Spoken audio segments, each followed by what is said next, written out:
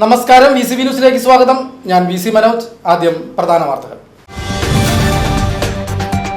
വർഗീയതയുടെ കരങ്ങളിൽ നിന്ന് രാജ്യത്തെ മോചിപ്പിച്ച് ജനപക്ഷ ഭരണത്തിലേക്ക് നയിക്കാനുള്ള തെരഞ്ഞെടുപ്പാണ് ഇതെന്ന് മുഖ്യമന്ത്രി പിണറായി വിജയൻ.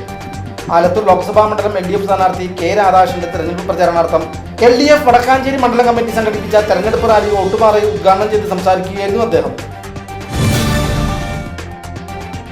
മുള്ളൂർക്കര കൊല്ലാമാക്ക് താൽക്കാലിക ഷെഡ് തകർന്നു വീണ് മധ്യവയസ്കയ്ക്ക് ദാരുണാന്ത്യം. ചൊവ്വാഴ്ച ഉച്ചതിരിഞ്ഞ് 4:30 അപകടമുണ്ടായത്. അക്കരത്തൊടി വീട്ടിൽ 50 വയസ്സുള്ള ശാന്തയാണ് മരണപ്പെട്ടത്. ആലത്തൂർ ലോക്സഭാ മണ്ഡലം UDF സ്ഥാനാർത്ഥി രമ്യ ഹരിദാസ് വടക്കാഞ്ചേരി നിയോജക മണ്ഡലത്തിൽ തെരഞ്ഞെടുപ്പ് പര്യടനം നടത്തി. ചൊവ്വാഴ്ച രാവിലെ പെരിങ്ങണ്ടൂർ പരിസരത്ത് നിന്ന് ആരംഭിച്ച വടക്കാഞ്ചേരി നിയോജക മണ്ഡലം രണ്ടാം ഘട്ട പര്യടനത്തിൽ 100 കണക്കിന് പ്രവർത്തകർ പങ്കാളികളായി. മുണ്ടത്തിക്കോട്, വടക്കാഞ്ചേരി, തെക്കിങ്കര തുടങ്ങിയ പ്രദേശങ്ങളിൽ പര്യടനം നടത്തി. കേന്ദ്ര ഗവൺമെന്റ് നടപ്പാക്കുന്ന CAA കുറിച്ചുള്ള നിലപാടിൽ നിന്ന് കോൺഗ്രസ് ഒഴിഞ്ഞുമാറുകയാണെന്ന് കൃഷി വകുപ്പ് മന്ത്രി P പ്രസാദ്. ആലത്തൂർ ലോക്സഭാ മണ്ഡലം LDF സ്ഥാനാർത്ഥി K രാധാകൃഷ്ണന്റെ തെരഞ്ഞെടുപ്പ് പ്രചരണത്തിന്റെ ഭാഗമായി സംഘടിപ്പിച്ച പൊതുയോഗം ഉദ്ഘാടനം ചെയ്ത് സംസാരിക്കുകയായിരുന്നു അദ്ദേഹം. വടക്കാഞ്ചേരി കുന്നംകുളം സംസ്ഥാന പാതയിൽ കാഞ്ഞിരക്കോട് നിയന്ത്രണമുട്ട കാർ കാനയിലേക്ക് ഇടിച്ചു കയറിയ അപകടം.